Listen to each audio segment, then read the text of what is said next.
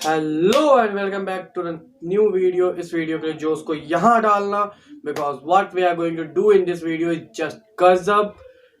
इस वीडियो में कोई 1 मिनट कॉन्सेप्ट की बात नहीं होने जा रही है। इस वीडियो में हम लोग a proper way to study physics क्या है वो जानेंगे, और साथ ही साथ अपना पहला chapter motion in one shot खत्म करेंगे। Motion class 9 chapter 1 physics.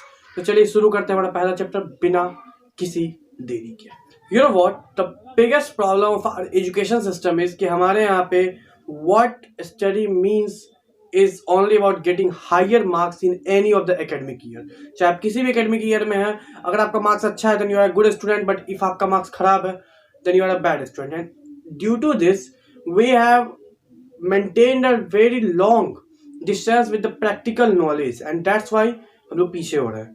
तो अभी जो है हम लोग सिर्फ मोशन को पढ़ेंगे नहीं, मोशन के साथ कनेक्ट करेंगे और सोचेंगे कि मोशन हो क्या सकता है। We will think with ourselves, we will think कि we are going to find about motion. आज से पहले मोशन के बारे में किसी को कुछ नहीं पता था और हम लोग साथ मिलकर के मोशन को डिस्कवर करने जा रहे हैं, और फिर हम लोग समझेंगे कि what actually the chapter is. And then I guarantee कि each one of you who have the worst feeling with the physics will start to love physics after this video. सबसे पहले तो मोशन क्लास 9 इसको जानते हैं। Motion को जानने के लिए हमें बेसिकली सबसे पहले ये जानना होगा कि मोशन क्या होता है और रेस्ट होता क्या है, इन टर्म्स के बारे में जानते हैं। तो सबसे पहले मैं आपको इसके लिए एग्जांपल देता हूं। मान लीजिए कोई एक बॉडी है। बॉडी क्या? एक फिजिकल ऑब्जेक्ट। वो बॉडी यहां पे है। At this time that body is here and let's count with me 5। So 1 2 3 4 5। So after a 5-second interval, this body is still here.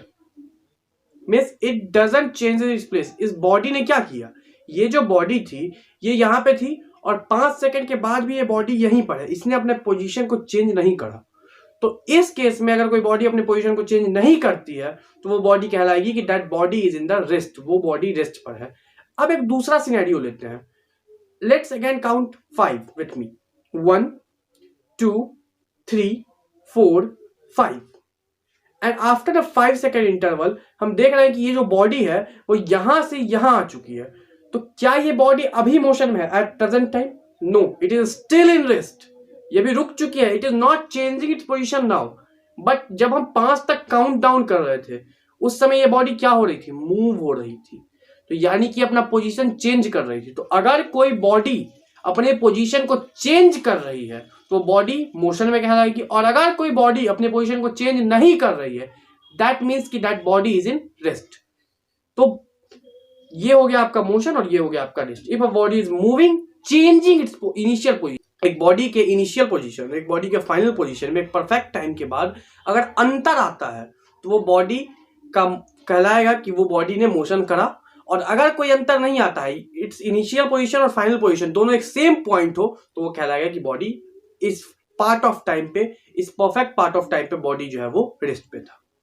यहाँ पे आपका मोशन और रेस्ट का कॉन्सेप्ट खत्म। हमने अभी तक ये जाना कि रेस्ट होता क्या है। रेस्ट इज बेसिकली कि कोई भी बॉडी अपना position with respect to time and with respect to initial point अगर चेंज नहीं करती है। इसमें 3 केसेस बनते हैं। देखिए, अगर कोई बॉडी इस पोजीशन पे है और आफ्टर 10 सेकेंड से वो इस पोजीशन पर आ गई है तो आपके पास इनिशियल पोजीशन भी है, फाइनल पोजीशन भी है।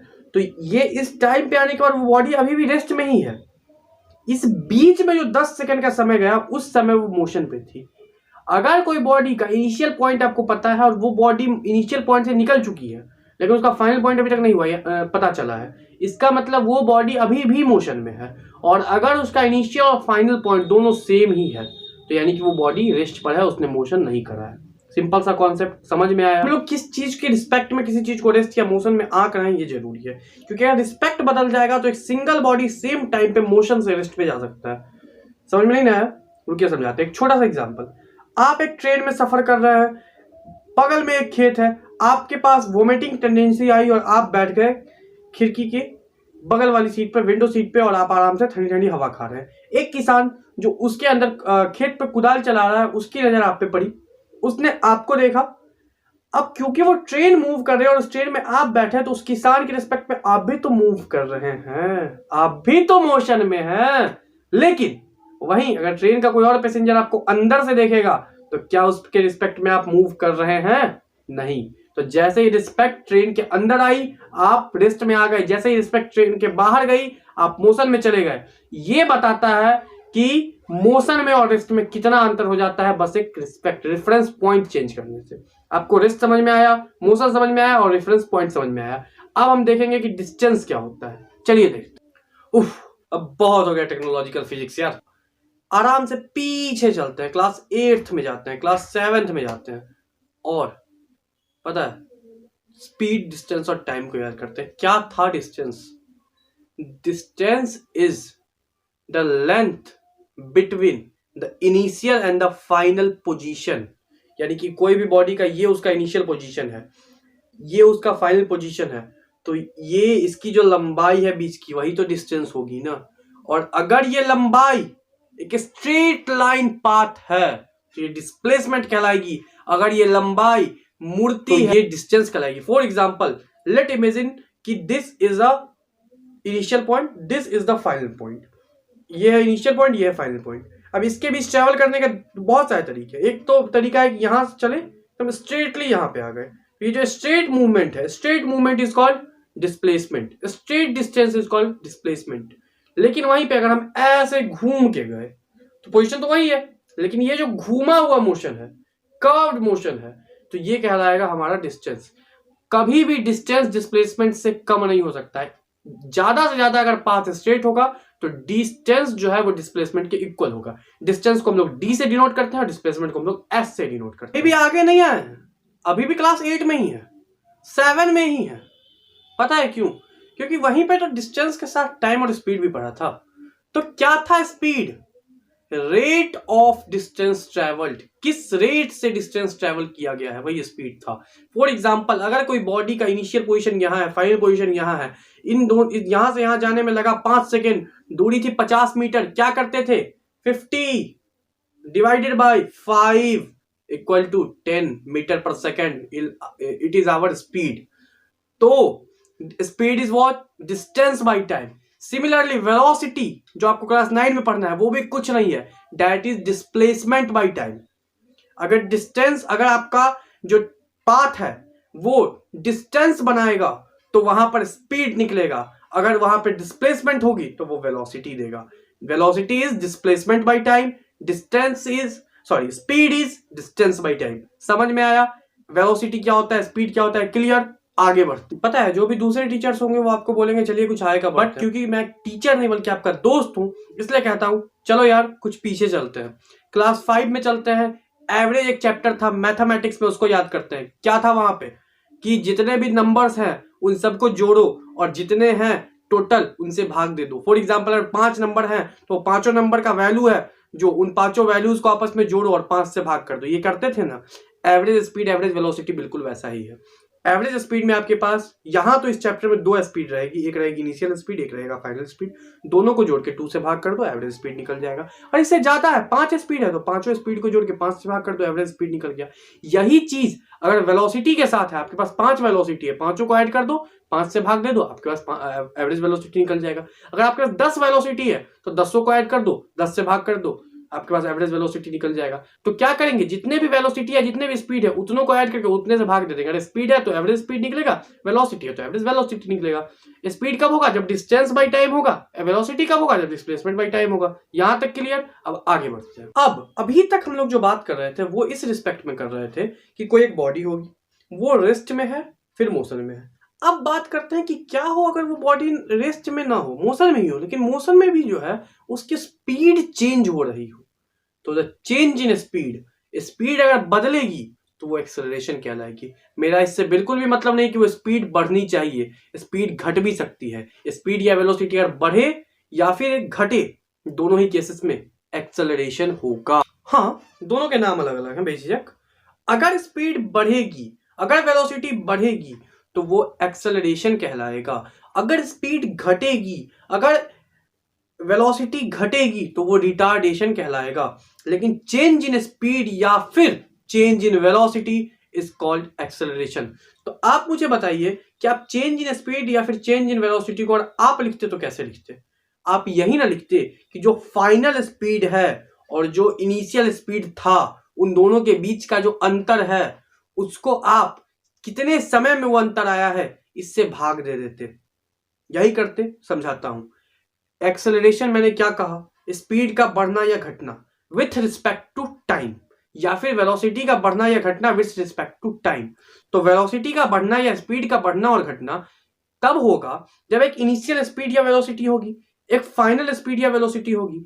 आप क्या करोगे, आप फाइनल वाले में से इनिशियल वाले को घटाओगे, और क्योंकि विथ रिस्पेक्ट टू टाइम है तो आप उसको टी से डिवाइड करोगे, टाइम से डिवाइड करोगे, तो आपको आपका एक्सेलरेशन मिलेगा। तो हम क्या कह सकते हैं कि acceleration equal to final speed slash velocity minus initial speed slash velocity divided by time. जरूर कह सकते हैं। अब यहां पर कुछ कन्वेंशनल बातों की बात करते हैं, यहां पर कोई कॉन्सेप्ट नहीं है। अब हमने क्या किया कि हमने फाइनल स्पीड को कन्वेंशनली साइंस में, फिजिक्स में फाइनल स्पीड या फाइनल वेलोसिटी को v माना जाता है, initial speed slash initial velocity को u माना जाता है। फाइनल स्पीड या final velocity is v, initial speed या इनिशियल वेलोसिटी इज u। तो हमने क्या किया था, acceleration equal to final speed या final velocity minus initial speed या initial velocity divided by time. तो हम इसको क्या लिख सकते हैं कि a equal to acceleration is denoted by a, so can we write a equal to v minus u upon t। Okay, अब यहीं से हमारा फर्स्ट इक्वेशन ऑफ मोशन निकल के आ जाएगा। कैसे, t को उठा करके अगर हम लोग एक ही साइड डाल, इसको RHS से उठा करके t को हम LHS में भेज दे तो at equal to v minus u हो जाएगा। और अगर इसको हम लोग रीअरेंज करें तो हमको v equal to u plus at मिल जाएगा, जो कि हमारा फर्स्ट इक्वेशन ऑफ मोशन है। बातों बातों में हमने एक इक्वेशन भी डिराइव कर लिया फ्रेंड। चलिए, तो जब फर्स्ट इक्वेशन ऑफ मोशन बातों बातों में डिराइव कर लिया तो सेकंड इक्वेशन के लिए भी कहीं जाने की जरूरत नहीं है, उसको भी बातों बातों में डिराइव करते हैं। आइए, अच्छा एक बात बताना, सेकंड इक्वेशन ऑफ मोशन जो है आपको पता है वो क्या है? वो आपको एक डिस्प्लेसमेंट का फॉर्मूला देता है। तो डिस्प्लेसमेंट के फॉर्मूला के लिए डिस्प्लेसमेंट चाहिए, तो ले लेते हैं डिस्प्लेसमेंट। भाई हमारे पास डिस्प्लेसमेंट क्या है अपना, s है। डिस्प्लेसमेंट बराबर s मैंने पहले बताया।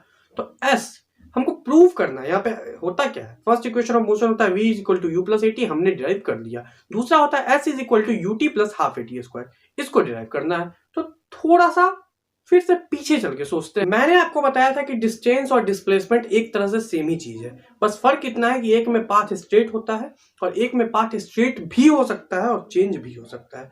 तो क्या आपको याद है क्लास 7th में डिस्टेंस का फॉर्मूला क्या था? वो था distance is equal to speed into time. तो क्या क्लास 9th में डिस्प्लेसमेंट का फॉर्मूला s इंटू टी नहीं हो सकता है? बिल्कुल हो सकता है। और वहीं से आपको दूसरा इक्वेशन निकाल के दूंगा, देखते जाइए। Displacement is equal to speed into time. Speed यहां पर क्योंकि एक्सेलरेशन भी हो सकता है इसलिए यहां पर दो स्पीड होंगी, एक इनिशियल स्पीड होगा, एक फाइनल स्पीड होगा। आपको ऐसे केसेस में जब एक से ज्यादा स्पीड हो तो आप क्या करोगे, सीधी सी बात है, एवरेज निकालोगे। तो निकालो एवरेज, दो स्पीड है तो क्या करेंगे, v एक final speed, u initial speed, दोनों को जोड़ेंगे v plus u upon two. Okay, so s is equal to v plus u upon two into speed तो निकल गया, into time. So s is equal to v plus u upon two into t. अब v के जगह क्या हम लोग अपना first equation of motion put कर सकते हैं? जरूर कर सकते हैं, तो करो put. s is equal to u plus a t plus u by two into t. तो s is equal to u plus a t plus u by two into t, 2u plus a t by two into t. s का value आया, अब t से गुना करो तो 2ut plus a t square by two. अब यहां एक और कॉन्सेप्ट है, आपको याद है कि आप सिंपली फ्रैक्शन का जोड़ कैसे बनाते हो। आपके पास मान लो दो नंबर है, एक है 1/2 एक है 3/2। कैसे ऐड करते हैं, सबसे पहले एलसीएम लेते हैं, 2 ले लेते हैं और फिर यहां वाला 1 को ले लेते हैं और फिर यहां वाले 3 को, और दोनों को कंपाइल कर देते हैं। एडिशन का मतलब होता है कंपाइल। तो क्या जैसे हमने उसको कंपाइल किया वैसे क्या हम उसको अलग नहीं कर सकते हैं, हटा नहीं सकते हैं? तो हटाते हैं ना। क्या है यहाँ पे 2ut plus a t square by to, तो इसको क्या 2ut by two plus a t square by to लिख सकते हैं? जरूर लिख सकते हैं। अब यहां देखो 2ut बाई टू से 2 कैंसिल, तो ut plus a t square by two से क्या हो जाएगा, half a t square. s is equal to ut plus half a t square. बातों बातों में सेकेंड इक्वेशन भी डिराइव हो गया। ठोको लाइक और सब्सक्राइब भी। चलिए, मस्ती अभी खत्म नहीं होगी क्योंकि अभी एक और इक्वेशन बचा हुआ है। और पता है आपको ये इक्वेशन ना इतना ज्यादा मतलब यार टेक्निकली पागल बनाया गया बच्चों को, क्योंकि ये इक्वेशन तो कुछ है ही नहीं। अगर आप फर्स्ट और सेकंड इक्वेशन को 10 मिनट बैठ के देख लो ना गौर से, तो आपको थर्ड इक्वेशन अपने आप माइंड में निकल आएगा। इतना ईजी है। थर्ड इक्वेशन में क्या है, v square minus u square is equal to 2as।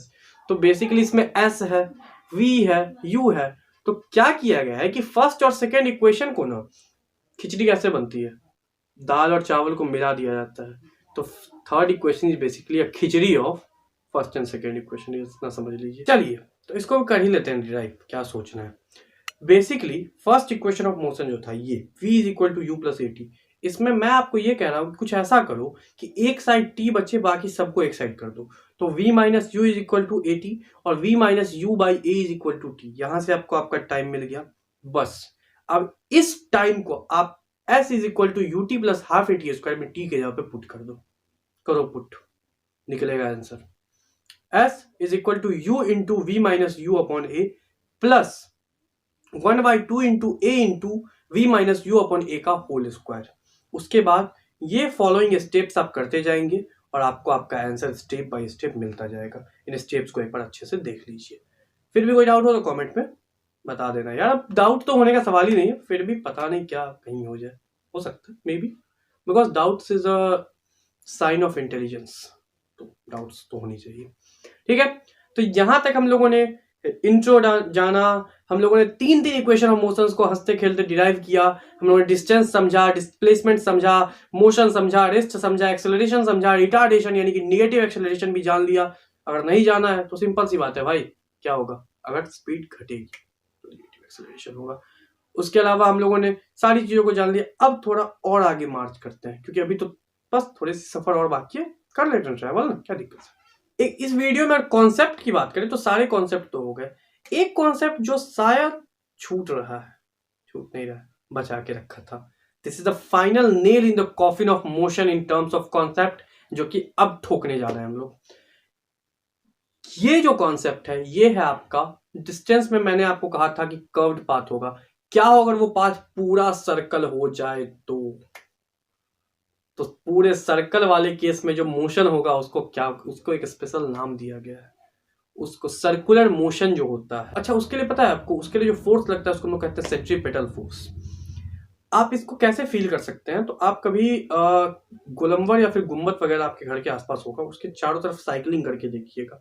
आपको लगेगा कि एक कोई पावर है which is pulling you towards that centre.